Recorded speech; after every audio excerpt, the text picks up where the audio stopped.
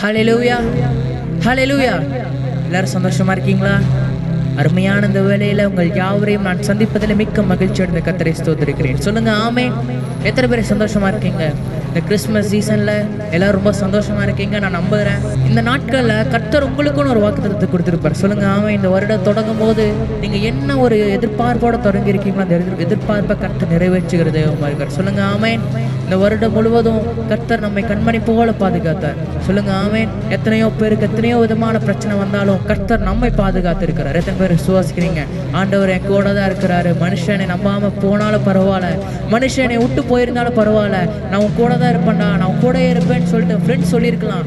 ஆனால் அவங்க ஒரு காலகட்டம் வரைக்கும் அவங்க கூட இருப்பாங்க. சொல்லுங்க அவன் ஏதோ பிரச்சனை ஏதோ போராட்டம் வந்துட்டு அவங்க உங்களை விட்டு விலகி போயிடுவாங்க. ஆனால் கர்த்தர் அப்படிப்பட்டவர் அல்ல. இன்னைக்கு கர்த்தரை விட்டு விலகி போனாலும் பரவாயில்ல, அவருக்கு கூட தான் இருக்கிறாரு. சொல்லுங்க ஆமென். இதனால உங்களுக்குன்னு ஒரு சிறப்பான ஒரு நற்செய்தியை நான் கொண்டு வந்திருக்கிறேன். நாளையிலிருந்து வர்ஷிப் சீரீஸ், ஆராதனை தொடர்கள். சொல்லுங்க ஆமென்.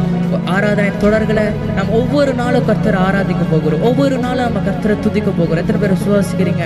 அதிகாலையில் எந்திரிச்சு கர்த்தரை நம்ம துதிக்கலாம். சொல்லுங்க ஆமென். அதிகாலையில் எந்திரிச்சு நம்ம கர்த்தரை ஆராதிக்கும் பொழுது அந்த நாள் நம்மளுக்கு மிகுந்த ஆசீர்வாதமா இருக்கும். எத்தனை பேர் விசுவாசிக்கிறீங்க?